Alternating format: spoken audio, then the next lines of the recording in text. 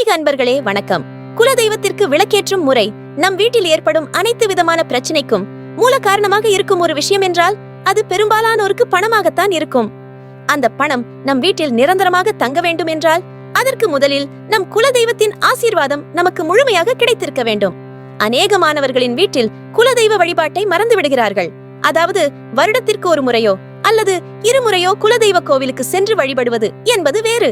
தினம்தோறும் நம் வீட்டில் அந்த குலதெய்வத்தை நினைத்து வழிபடுகின்றோமா என்றால் பலரின் பதில் இல்லை என்றுதான் வரும். குலதெய்வத்தை நினைத்து நம் வீட்டில் ஒரு தீபம் ஏற்றினால் நிச்சயம் உங்கள் குலதெய்வத்தின் ஆசீர்வாதத்தை நீங்கள் பெற முடியும். அது என்ன தீபம் என்பதை தெரிந்து கொள்வோமா? இந்து ஆலயங்களில் தலவிருட்சம் வைத்து பேணும் மரபு உண்டு.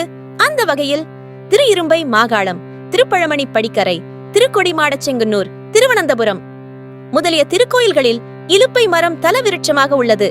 இலுப்பை மரம் கொத்தான நீண்ட இலைகளையும் கொத்தான வெண்ணிற மலர்களையும் முட்டை வடிவ சதைக்கனியையும் நொறுங்கக்கூடிய உரையினால் மூடப்பெற்ற விதையினையும் கொண்டது. இதன் சாறு பால் தன்மை கொண்டது. இந்த மரம் இருப்பை ஓமை என்ற பெயர்களாலும் குறிப்பிடப்படுகிறது. இதன் விதையிலிருந்து பிழிந்தெடுக்கப்படும் எண்ணெய் இலுப்பை எண்ணெய் எனப்படுகிறது. இலுப்பை எண்ணெய் சகல தேவர்களுக்கும் சகல தெய்வங்களுக்கும் சிவனுக்கும் பிரியமானது. ஆலயங்களில் தீபமேற்ற சிறந்தது. இந்த எண்ணெயை விளக்கில் ஊற்றி இறைவனை வழிபட காரியங்கள் வெற்றி பெறும் என்பது அசைக்க முடியாத நம்பிக்கை. மண்ணால் செய்யப்பட்ட ஒரு அகல் விளக்கில் ₹1 நாணயத்தை போட்டு இலுப்பை எண்ணெய் ஊற்றி 2 திரிகளை ஒன்றாக சேர்த்து திரித்து கிழக்கு பக்கம் நோக்கி உங்கள் வீட்டு பூஜை அறையில் வைத்து தீபம் ஏற்ற வேண்டும். அந்த தீபத்தை ஏற்றும் போது உங்கள் குலதெய்வத்தின் பெயரை உங்கள் மனதிற்குள் உச்சரித்துக் கொண்டே ஏற்றுவது அவசியமாகும். இந்த தீபமானது உங்கள் குலதெய்வத்திற்கு மட்டும் என்ற எண்ணத்தோடு ஏற்ற வேண்டும். இந்த தீபத்தை உங்களால் முடிந்தால் பிரம்ம முகூர்த்த நேரமான காலை 4 மணிக்குள் 5 மணிக்குள் ஏற்றுவது சிறந்தது.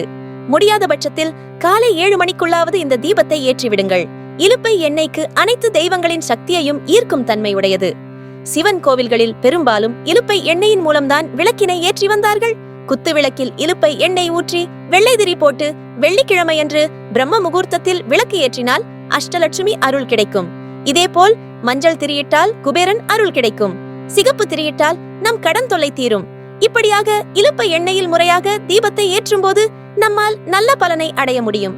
எந்த தெய்வத்தை எப்படி வழிபட்டாலும் சரி, வழிபடவில்லை என்றாலும் சரி, உங்கள் வீட்டு குல தெய்வத்தை மறந்தும் கூட தயவு செய்து வழிபடாமல் இருந்து விடாதீர்கள்.